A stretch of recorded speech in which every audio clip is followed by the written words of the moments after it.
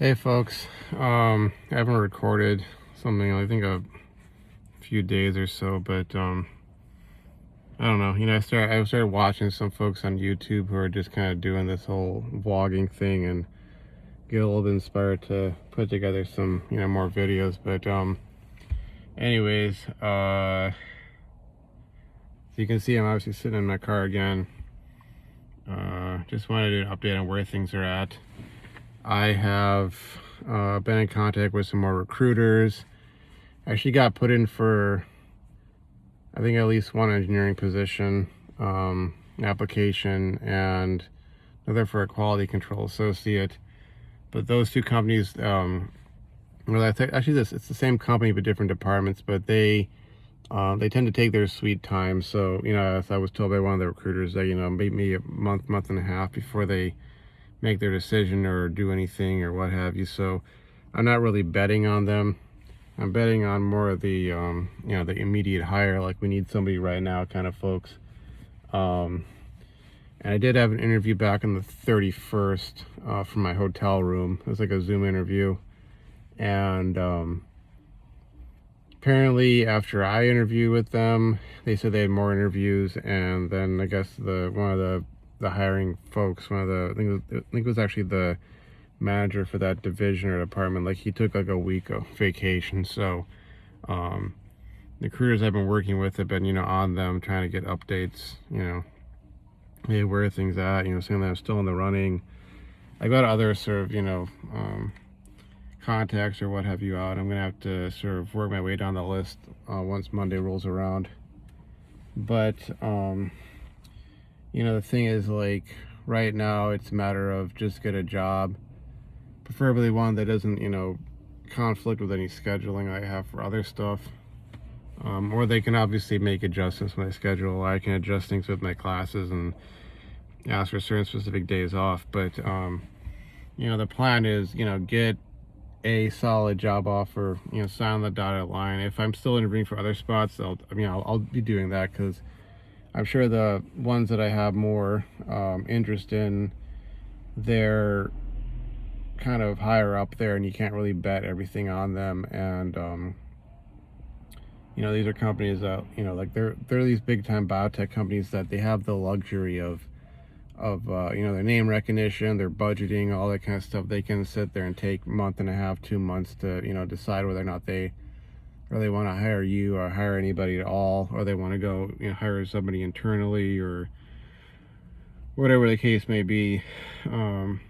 Obviously it would help long term just get some experience actually interviewing for an engineering position, going through the rungs there. So but plan is get a job, and then I'd immediately be going over to a bank and giving them the info as to where things are at financially, because I obviously need to find a bank that can give me a loan, start the process, because from everything I've been told, if I'm gonna save that house that my grandparents bought and paid for and lived in and all that, keep that in the family, I'm gonna have to start the process pretty soon, as soon as possible be best, obviously, because the PR, who is my cousin, he can obviously turn around and say, oh, I gave you thus and such amount of time, you had your chance, I'm listing it and selling it, and then that's it. And my fear with all that is just all the stress and the spending money and the emotional turmoil and all that will have been for nothing. And I'm having to sort of pivot, change course on plans and ideas and adjust and whatnot, but at the same time dealing with my family, where in some cases, like, they were where I am now 3-6 months ago, I am where they were 3-6 months, and vice versa on these issues. But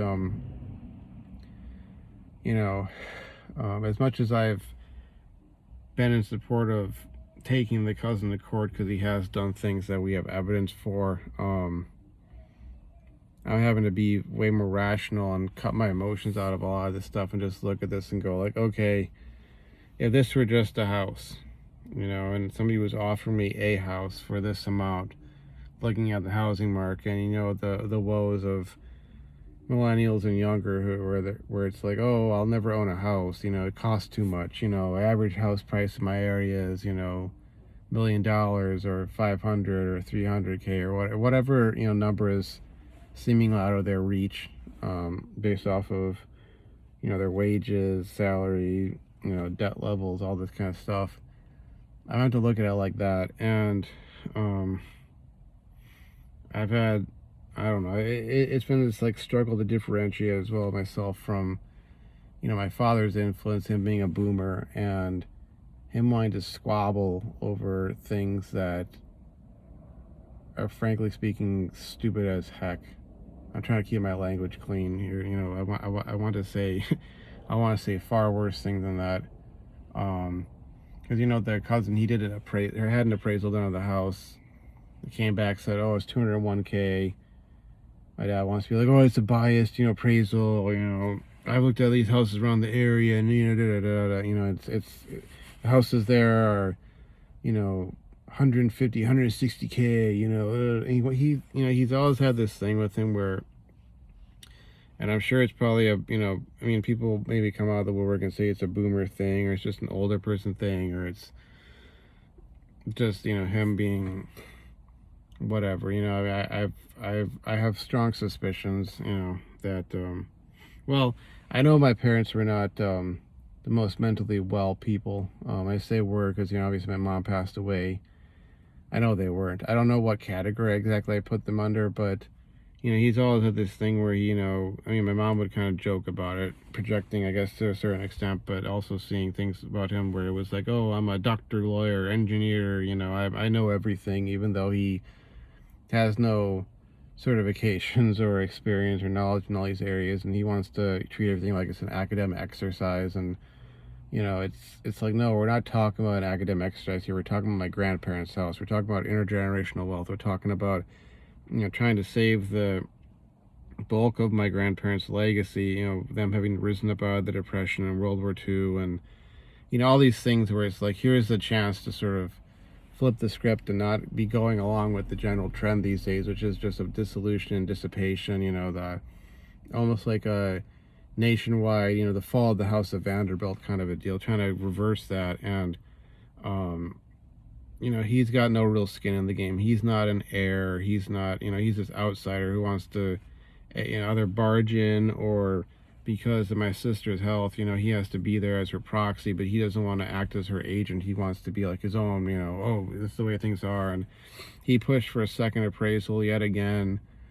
I kind of freaked out afterwards because, you know, I kind of like realized the import and the possible implications or consequences and such. And I kicked myself, this was like about a week ago, for not, you know, standing up to him on that and saying, no, we're not doing that. And I did message our attorney and say, hey, you know, if the other side rejects the second appraisal idea, because they've already submitted, you know, the values for the house and all these things to the court, that will make an offer, you know, once my cousin's available again, because he's out of state from, I mean, I'm not in that state, but neither is he as well, because he's on some National Guard exercise until the end of the month. And basically that we would start the process at that point. And so it's been this whole like push to get a job, and you know, I've been kind of on and off doing that in the past, but now it's kind of at least really ramped up. And you know, I got my fingers in many pies, so to speak, and I'm just hoping something comes through soon, where I can just get the process going. And then if they see that there's effort and movement from our side, that they'll ease up a bit and be willing to work with us, because you know, that's sort of the thing. And even though in the back of my mind I know all evidence points to this cousin having stolen my grandmother's wedding band and this first stone ring I gave her, and you know, I would say in my heart I know that he stole this, you know, letter of condolence that President George H.W. Bush, a World War II United States Navy veteran who served with my grandpa, sent to the house back in '92 when my grandpa passed away, that he took that as well. And there's presumably numerous other items that were in the house that, you know, him and his drug addict sister, you know, I say drug addict because that's what at least what I've been told about her, And I trust, but I would need to verify that. But from what I've heard, and I've seen her behavior and dealt with it and that sort of thing. So um, I'm pretty much. I mean, I'd say like 99% convinced that all these things are stolen by them, if not 100%. Even though that's in the back of my mind, I am having to sort of put those emotions back there, even as my sister will accuse me of being the emotionally unstable one, because a month ago when I tried my hand at writing an affidavit, I used some very heavy language, and I was very much fired up about things. She's the one that's been on kind of the warpath still about that, and more concerned about the jewelry and these items, and I'm thinking like, okay, the majority of the estate is in the house. That's where the value is. That was something I promised my grandma I would do my damnedest to save. I want to focus on that, and that means that I got to go to the negotiation table and work something out with this cousin. That's what I'm gonna do, and I'll save as much as I can. Not everything can be saved. The house is really what counts to me the most. All these other things are like sentimental items, and it does infuriate me to think of someone who, he never knew my grandfather. My grandfather died when I was 5, almost 6 years old. So there was nothing like with our grandmother where she lived till she was 93, and there was some sort of, he actually like knew her and had some sort of connection there. It was like literally he wasn't even like a twinkle of a thought in either his biological parents' eyes, and was never anything or anyone to my grandpa. To my grandpa, I mean, I was his grandson, because I was not just because biologically I'm descended from him, which is not the case with that cousin, but I literally was the only grandson he ever had in the course of his life. And I'm the one who contacted the National Archives, paid for his official military personnel file, which cost $71. Went through that, found all the awards he was due, put the application in. I mean, I did all that stuff, and nobody else in the family gave 2 SHITs to do that. I did that. And for him to go and stomp in there into the house and just take all these items which are associated with my grandfather's military service, yeah, that infuriates me. I mean, what the hell right did he have to go do that, But at the same time, I want to save the house. And so I'm at this point right now where, it's basically just a matter of time before I get a job, and then starting the process to get a loan and working all these things out. And it's like I'm trying to almost like corral a bunch of cats into one location to work with me to get all that done, because I'd be a first-time home buyer. I don't know that much about the process. I'm trying to learn. I have to go through and do that. Things like income statements and whatnot. If they're willing to do something with myself, who's be literally just starting off at the job when I be getting it, and then down payments and money and all this stuff. And it's like, I mean, I had to go and get into this with both my sister and then later on with my dad about this whole money issue, because my sister's never had any real money to her name per se. I mean, not after she effed around and got washed out of the university she was in and wasted my dad's entire retirement fund. She really hasn't had any money that she's had ability to influence where it goes and spend it on this and that. But she finally got this life insurance payout, just like I did. And I've had to spend some of it on the case in terms of the retainer fee for the attorney. I've had to spend some of it on travel expenses, because I had to go fly out there and stay there for 2 weeks and all this stuff. Some of it I have had to spend on living expenses, because I have to support myself. I'm not living at home. My parents, or my dad in this case, is not supporting me. That's something that she doesn't have to go pay rent, pay for food, pay for this and that. So it's a completely different ball game with her. And she wanted to go spend it on lunch and this, that, and the other. And it's like, I'll be told get a job, but with her it's like, oh, she doesn't have to do that kind of stuff, and she has all these self-inflicted medical problems at this point in time, but still, you know, I mean, it's like, there's that, and then there's also just the long-term thinking plan, which has been a problem, it's been a problem in this family of mine for probably close to 40 to 50 years, if not more than that. I mean, heck, you can go back to my grandpa and be like, okay, grandpa, why didn't you just either A, stay in the Navy, or B, use your GI Bill benefits to, I gotta watch my hand gestures here. Why didn't you just stay in the Navy, or use your GI Bill benefits to go to college? Why didn't you? You indicated in your paperwork that you're interested in going to aeronautical engineering. Why didn't you just do that? Oh, I gotta get back home to take care of my, my deadbeat dad and my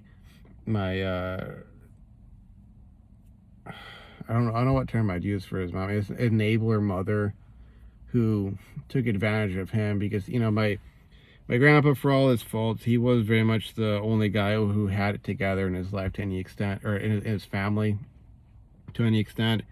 And it's very much, we're going to rely on the oldest son, because it's been drilled into his head that he has to be responsible and he has his act together and he can hold down these jobs and pay these bills. And he didn't think long term himself. It was just, I got to get back home. I got to do this. I got to da da da da da. And, long term down the road, it basically screwed up his life. I mean, it's largely one of the biggest reasons why he died so young. And, the same sort of way of doing things got passed on to my mom, and my dad's the same freaking way. This whole just impulse buying, impulse spending, substance abuse. I don't care if I'm overdrafting the bank account. I don't care if I'm nearly causing a foreclosure. I don't care if I gotta take out a HELOC. The list goes on. And my sister now has that, and it's like, folks, we gotta think long term, okay? My parents, for some reason, still somehow still owe money on their mortgage. And in fact, they owe, my dad is the one, because he's obviously still alive, but it's like this case of the house was sold for roughly $300K. I think that was a valuation at the time that they got it. And he has a mortgage for roughly $400K now, and this is like 24 years after the fact. Yeah, the house is worth close to $1 million now, because that's just the way the housing market is. And it's like almost like, this very boomer way of thinking, I'm going to cash out on my main residence. And I don't know what my sister thinks. I don't know if my sister even knows. Maybe that's the problem. Maybe she hasn't been informed how screwed up things are, because I'm not saying it's literally going to be the day after he dies, but essentially the day after he dies, if you want to, you can split hairs and go, well, okay, how exactly long would it take for the bank to, have your sister evicted? And would it be 2 weeks and 1 day? Or, it's almost like it doesn't matter. It doesn't matter if it was, 2 weeks, 3 weeks, a month, whatever amount of time they gave her to vacate the premises, or whatever the case may be. It's almost like it doesn't matter. It might as well be the day after, but essentially they will, whatever the timetable is, they'll basically be forcing her out of the house after he dies, and then they would sell the house. And if there's any money left after that, take that and divide it in two, and then, capital gains taxes and all this kind of stuff. Like, we won't, we as in, well, I was going to say we would be homeless. I won't be homeless. She will be. And her fiance, soon to be husband, he's still living at home with his parents. He can't support her. His mother, who basically runs the show there, does not like my sister. Whether that's, legitimate reason or not, I don't know. Okay, like, you talk to my sister, and she's always a victim, and everybody else is just a jerk, and there's never any legitimate reason why anybody wouldn't want to have her around, because she's just wonderful all the freaking time. And even if she isn't, well, she's always justified, and it's kind of the same. The drill. But she'll essentially be homeless unless we get this house. And my dad's wanted to play like at this academic exercise like it's some freaking game, and it you know, it's sort of building off up the last video. It pisses me off. It pisses me off that there's all these people in this world who think they have a right to decide what is supposed to be like my fate, my sister's fate, you know, playing almost like playing God with what could be our future or not our future. So, and it's like, it's not a freaking game. It's not some damned exercise. It's not some sort of chest beating, ego thumping, you know, deal. And I mean, I'm sort of confronting it yet again, like the emasculation I've dealt with throughout my life, where, you know, whether it was my dad doing things, you know, like the constant, I mean, I don't want to,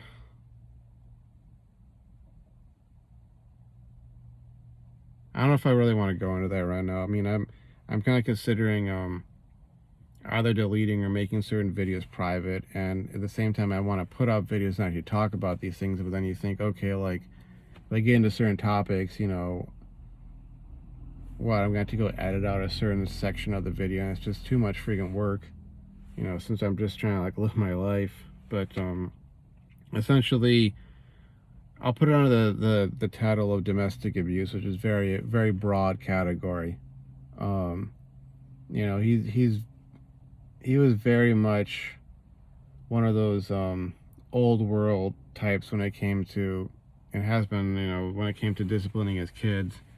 You know, stuff like beating the crap out of your kid because they got bad grades, whatever that, you know, whatever that is defined as, or they talked back to you or what have you, or other things that he thought was a huge joke, or it was just part of growing up, or he just had some creepy, dysfunctional, you know, like impulse to do certain things, or whatever the case may be, where it was, you know, whether he thought it was a prank or if it was something even worse than that. But very much, you know, I look back and I see, oh, how emasculating those things were, those experiences were. That, or just making decisions for me in my life, and where you're going to go, what you're going to do, what you're going to this, that, and the other. And then, of course, you know, having the audacity to get livid when I didn't know how to make good decisions for myself, you know, because they'd been made for me my whole damn life, you know, helicopter parenting. And, you know, combining that with like his freaking ego, thinking he knew everything, had all the answers. Same thing with my mom. And I'm having to sort of confront all that in the context of this, where it's like, okay, you know what? I'm the heir, you're not. I'm the one making the decisions. And even with the other heir, my sister, it's like, no, you're going to just have to shut up and let me make the decisions, because you're being, you know, unhinged. And you're thinking it's just as simple as 1, 2, 3, when actually there's 50 other steps involved. And by the way, don't know if dad told you, but here's the way the financial situation is, such that if we don't get this house, you're going to be homeless, and blah, blah, blah, blah, blah, you know. And it's like having to step into that when I'm struggling with so many other damn things. And I don't know, I have all this resentment and anger against previous generations for the things they've either done directly to me or just decisions they made, where, you know, you look at like the last 30 to 40 years, and it's almost like a classic tale of, like, you know, the baby boomer generation in America or in the world in general, you know, and the succeeding generations, just, you know, seeing how much they screwed things up, you know. Because I mean, my dad, I'm not saying that he, you know, never had the skills or the drive or the discipline or what have you to sort of deserve, you know, what he got, but, you know, he made a pretty good salary, you know, 6 figures, even through the financial crisis, 2008, you know, Great Recession, 2008 onwards, or 2007 onwards, recession.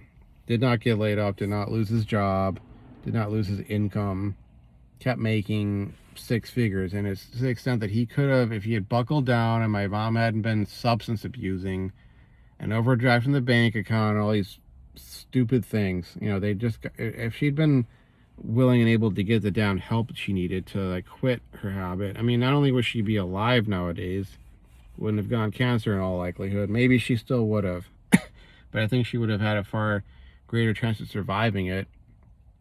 But they could have had that house paid off multiple times over. They could have had, a huge stack of cash. They could have had a rental portfolio. They could have a stock before. They could have been like, they could have been vacationing off in Fiji or some, French Polynesia. I guess, that area basically. The stereotypical, oh, I'm on vacation kind of location where you're just relaxing at the beach. They could have been doing that on a fat stack of cash, laughing all the way to the bank, so to speak. But they had to go and screw around and screw up, and at the same time refusing to teach, even by example, their kids on how to manage all these financial things and all this adulthood stuff, and having to teach myself that over the last 5 years. It's been a literal and figurative headache. And then having this happen, like, these are things that should not have had to fall on my shoulders, but I guess it's a case of, hard times make strong people, and I'm having to find a way through it all. And it just infuriates me that I have to like cater to idiots, and I have to almost like ad nauseum explain and argue and repeat and repeat and repeat, all these facts which were explained to these folks 6 months ago, 3 months ago, repeatedly, and go over the same damn thing, and people talking over me, cutting me off. I don't know. I'm tired of it. Like I said, hopefully I'm gonna get a call back saying they decided to hire me on, and I'll sign the paperwork. I'll do all that stuff. I'll still be looking for a better job, than the one that, I'm thinking I might be getting.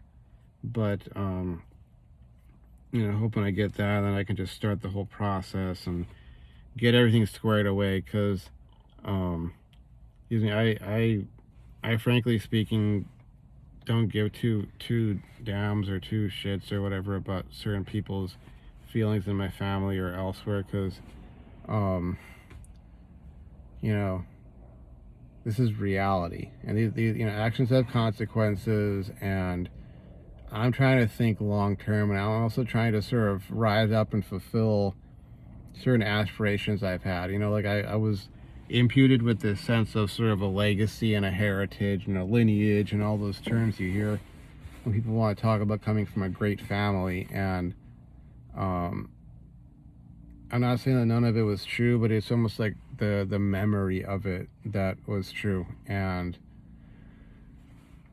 it's like, unlike my folks who could have done that, revived it all without breaking a sweat, I'm having to kind of do that while, not only breaking a sweat, bending over backwards and working myself to the bone to go and do that. And, it's like, my family had a homestead. They had a homestead. They had 350 acres of land. This is like my great-great-grandfather's, time. And that was lost. A lot of it was due to the Depression. But there was one point at which the homestead, which is to my knowledge, my most recent knowledge, still standing, it was on the market. And it was like $70,000 roughly. Now, the amount of money that my dad was making, if he had buckled down and my mom had buckled down, they had paid off the house, which they could have by that point in time, they could have bought that homestead back. And we could have been touring through the rooms and, oh, this was built by your 3 times great-grandparents working with your great-great-grandfather, and, they had initially 100 acres, and then he turned into 350, and and over there is where your grandpa stayed when he was a kid, and your great-grandpa lived in this room with his, his wife, your great-grandpa, and all these things could have been done, like, so easily by them. Same thing with the houses and the house and all this. It's all these things where it's like, they wanted to talk up a big game, particularly my mom, but then when it came down to actually doing the damn work, they didn't want to do it. And if my mom had not screwed off the way she did, she'd still be alive in all likelihood. She'd be the one being the PR. None of this stuff would have happened, and I don't know what to say. It's day 79, almost 80 on this streak, and today what did I do? I did a lot of reading for my classes that I'm taking over the summer. Got a little mini assignment done, trying to start on the next one. Probably gonna be up all night. I end up making myself another cup of coffee after maybe I get some more food. But I'm learning PHP. I'm learning MySQL. Learning data mining and all that sort of stuff. Big data, data warehousing. And then I got this physics class, which I tried to take this semester. I had to drop it. It's mostly online with like a couple sessions per week that I have to be on site. Haven't mentioned that to any of the employers, just so that they'll push through my application, and then afterwards I can ask them if they will adjust my schedule a bit.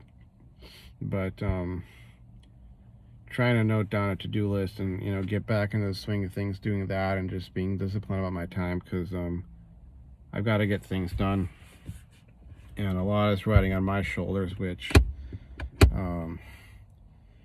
I really don't know if my family really gets it, or really they give a damn, because they think that they're on the cusp of something new or something better, or they just don't care anymore. Because my dad built his entire life around my mom and his marriage to her, and it's just classic boomer. I had mine. I don't give a damn about what comes next. But hey, I'm gonna screw it up if I can. So that seems to be his mentality. But anyways, and I don't know about this, with this channel. I just want to have this here as sort of my soapbox, or my, for lack of a better way of putting in my safe space. I'm really not one of my family to find these damn videos, because obviously they'll want to challenge my narrative, or they'll want to call me out and be like getting into arguments about stuff, and I'm tired of being gaslit by them. I'm tired of being gaslit by others.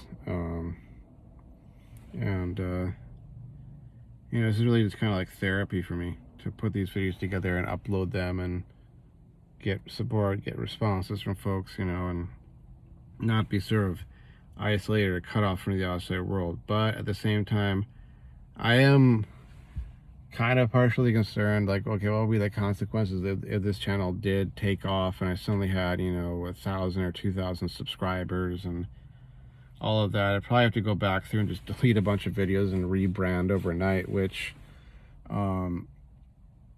that would be interesting. I've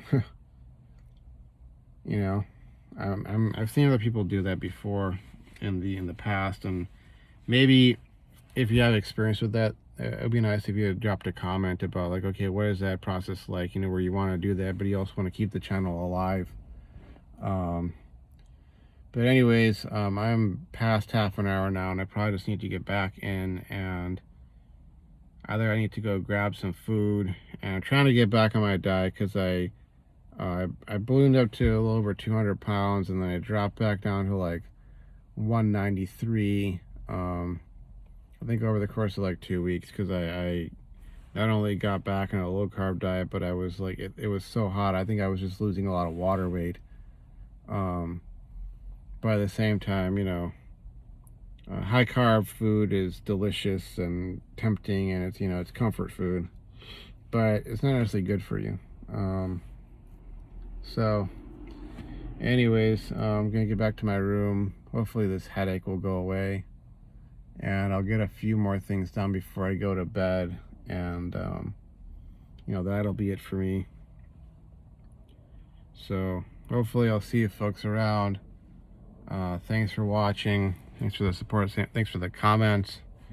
Especially if you have any advice on things like being a first-time home buyer,